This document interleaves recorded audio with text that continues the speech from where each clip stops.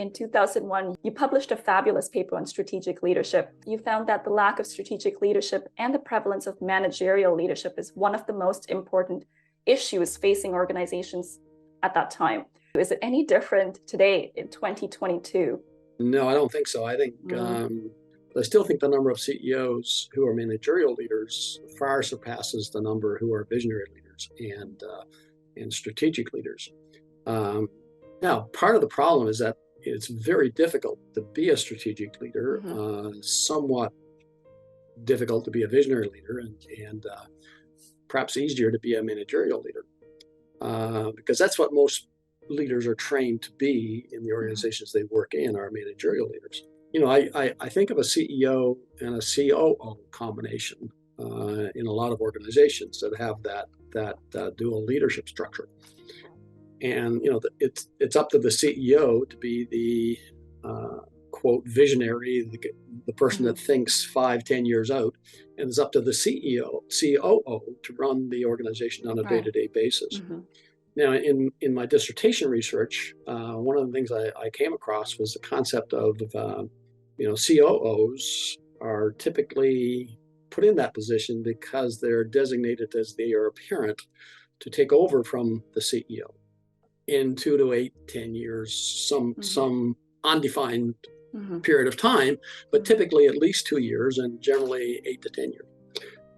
Well, think about it. If the COO's job is to run the operation, the organization on a day-to-day basis, they're going to be thinking short-term. The CEO is going to be thinking long-term. But then after 8 to 10 years, roughly, of thinking short-term, then that COO all of a sudden has to become a visionary and think long-term. And they've been trained to think short-term. Right. And then I think of governments, governments with their huge debt loads. And I'm overstating it perhaps a little bit, but with their accounting mentality that you gotta account for every penny spent. And a few other reasons that I think I put in that article. And just the very nature of government, the fact that it's so diversified in everything it does, precludes even those who could be strategic leaders or those who could be visionary leaders, precludes them from being able to exercise strategic or visionary leadership. So in a sense, they're forced to exercise managerial leadership only. What I look for in government, just as an example, are the best managerial leaders you can get. Someone who can balance budgets, someone who can, not run deficits but run surpluses. Someone who does what's best for the economy as a whole, so that people can do well and serve others and help others. But the idea that in government you're going to have people who can be a strategic leader or visionary leader, I find that hard to believe. Now, one of my profs, I asked him about that one day. I asked, in organizations that are, the technical term is unrelatedly diversified from a corporate level strategy perspective, and therefore generally only use financial controls, is it possible for someone in one of the subsidiaries of an MPE like that to exercise strategic leadership? And his response, I thought, was just outstanding. He said, yes, but it requires that business unit, that subsidiary, be protected and given autonomy from the financial control system of the multi-business enterprise, of the corporate parent. And then I realized that that was what I was able to do in one of the academic business units that I led for one of the institutions I was at. And that was one of the reasons why I think between the manager of the unit and we were able to turn that organization around because we could exercise strategic leadership together. But we had freedom and autonomy from the financial controls of the institution we were at. But being given that autonomy and protection in a government organization, it's very hard, right? Would be very hard. I was wondering for our audience if you wanted to quickly describe the differences between managerial leadership, visionary leadership, and strategic leadership. Yeah, well, let me start with managerial leadership. Now, understand you should be one of those three, and every organization needs one of those three. Of course, implicit in the article, which I don't talk about at all, is the fact that there is a fourth style of leadership, which is none of the above. And you don't want to be one of those, because that means you're a failed managerial or a failed visionary or a failed strategic leader. And you don't want to be one of those. Managerial leadership is risk adverse, day to day. Your sense of self comes from the organization you belong to. Your sense of identity is tied up in your job. Those are just a few of the descriptors of a managerial leader. Visionary leaders are future-oriented. They're risk takers. They're willing to bet the farm. But two thoughts on visionary leaders.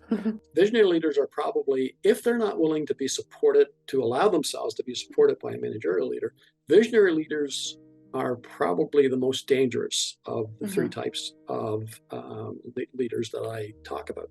And you've spoken about Steve Jobs in that example. And he got fired when Scully came and became a COO.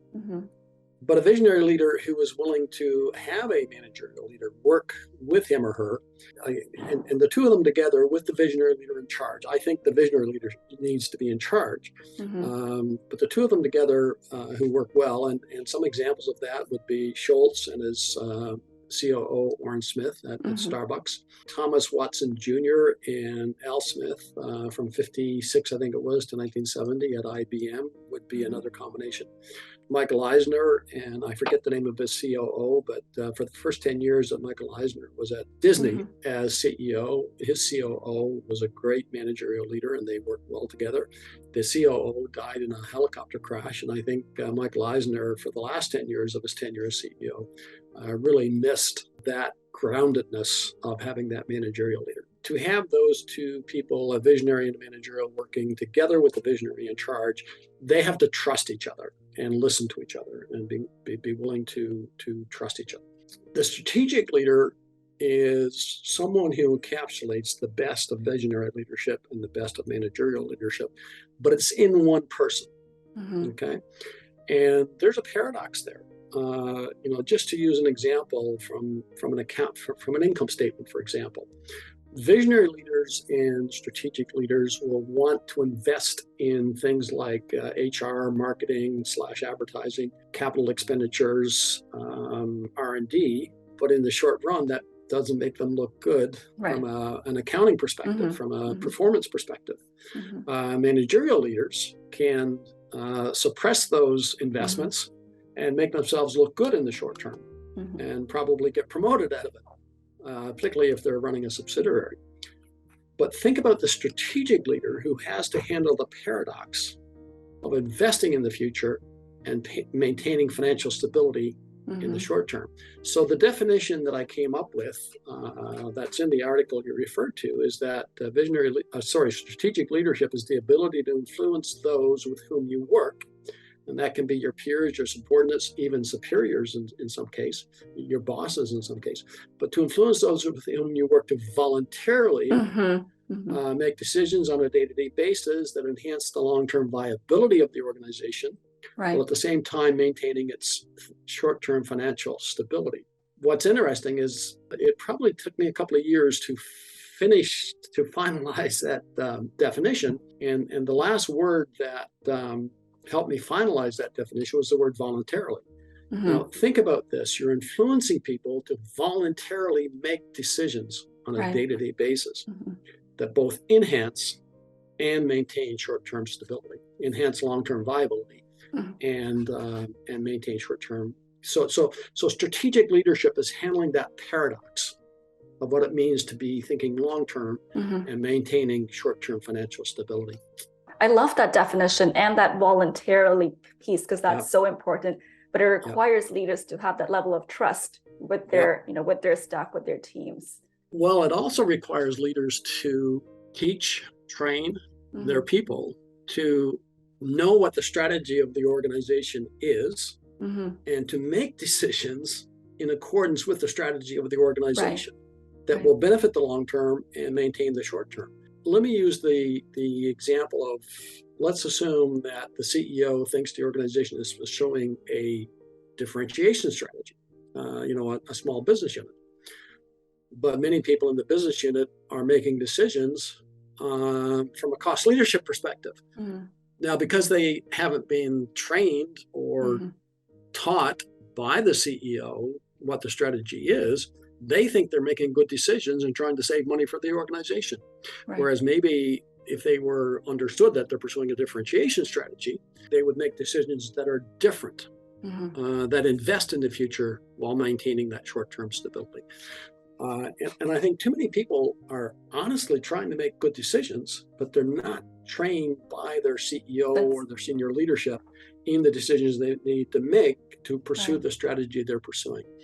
I used to do some workshops for senior management teams, and I always had them fill out this questionnaire. This was a few years ago now. And one of the questions I would ask is, I'm paraphrasing it, but something to the effect, are you being rewarded for the strategy your firm is pursuing? And 80, 90, 95% of the people who responded would say no. Now, that's probably because they didn't have a clue what the strategy was. Right. But if they did have a clue, they weren't being rewarded to pursue the organizational strategy. So senior leaders of organizations need to understand what the strategy is themselves. They need to be able to get that strategy right down to the front line and everywhere between them and the front line. And then they need to reward people for pursuing that strategy. And not enough CEOs and senior leaders of organizations understand that. I agree. And I'm curious, Glenn, how does this, given your experience in the Navy, so in sort of those systems and in the businesses that you've studied, how do you practice this in government-run systems? Like if I'm thinking healthcare. Well, I had a senior VP of a major bank who was responsible for a province of Canada, the operations in a particular province of Canada, say to me once that one of his goals was to visit every branch in the province. And when he visited branches, one of the things he really enjoyed doing was talking to the frontline workers, the tellers. One of the things he did was he said, look, if you ever have a problem, here's my business card. If you ever need to ask a question about what I'm thinking, or how this part of the organization should run that I'm responsible for, that we're responsible for, give me a call. He was really good at interacting with the frontline workers and making sure they understood their job.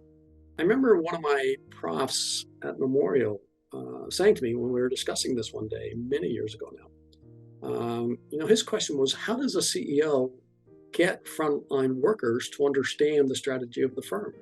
And that's, one of the things that CEOs have to think about. Two thoughts, a personal story, and then I comment on GE under Jack Welch as an example.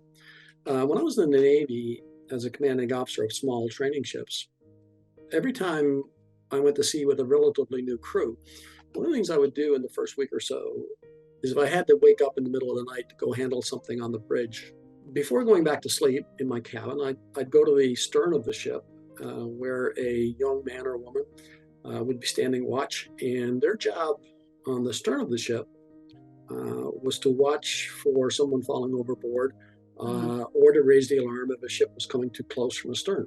So I would go back, and these kids this was their first time at sea. They were 18, 19. So I would ask them questions to make sure they understood their job. This would be about 3 or 4 o'clock in the morning. So the fact that the commanding officer was standing there talking to them at 3 or 4 o'clock in the morning probably made a bit of an impression. But I would make sure they understood their job. And if they didn't, then I would make a note to myself to have a word with their supervisor in the morning. But I would also explain what their job was back there. But then I would ask, and this is why I did this, then I would ask this question.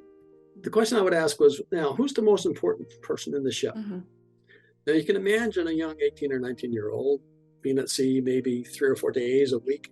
And here's this big, tall guy who they kind of vaguely think of, okay, he's the commanding officer of the ship. He's in charge of the ship kind of thing.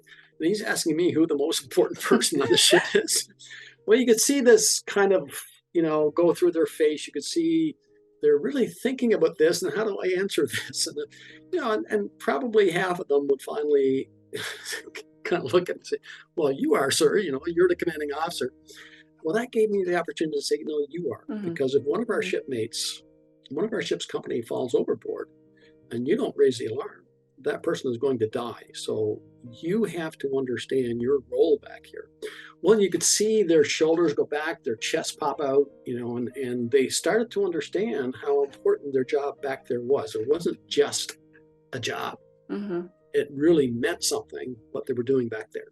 Mm-hmm. So that idea of, letting the most junior, the most vulnerable, perhaps, members of your organization understand their job Mm-hmm. and how important they were to the organization.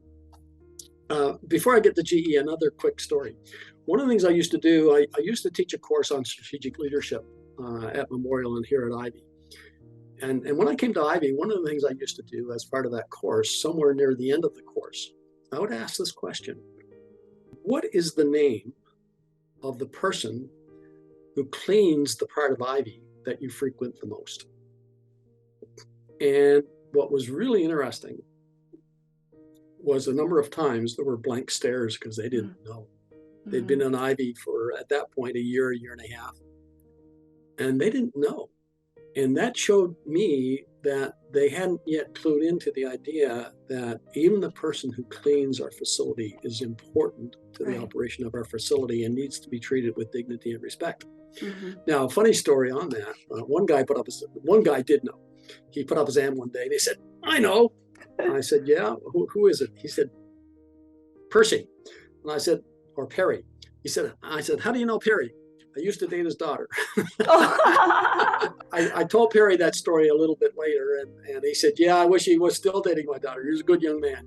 But again, understanding that the most vulnerable in an organization need to be treated with dignity and respect, and you need to honor what they do for your organization. Jack Welch, when he ran GE, and as you know, he ran it for 20 years. One of his favorite sayings, well, one of my favorite sayings of his sayings, is people first, strategy second. But one of the things he had to deal with was the bureaucracy in the middle. He had people who were, like, he was trying to change GE from the top. He had people coming in from the bottom, from business schools from the bottom, trying to change it from the bottom. And they were both running up against that middle bureaucracy that resisted those changes. Now, I mean, he was able to change GE more than most people were able to change organizations. And that's why he was, dubbed the manager of the century at one point. But even he found it difficult to change that middle bureaucracy who was so resistant to change. So it comes back to the question, how even strategically, a strategic leader like a Jack Welch, finds it very difficult to change organizations. But you do it by trying to get even the most vulnerable or the most junior people in your organization to understand what the strategy is, what you're trying to achieve. And the question for most CEOs is, how do you do that?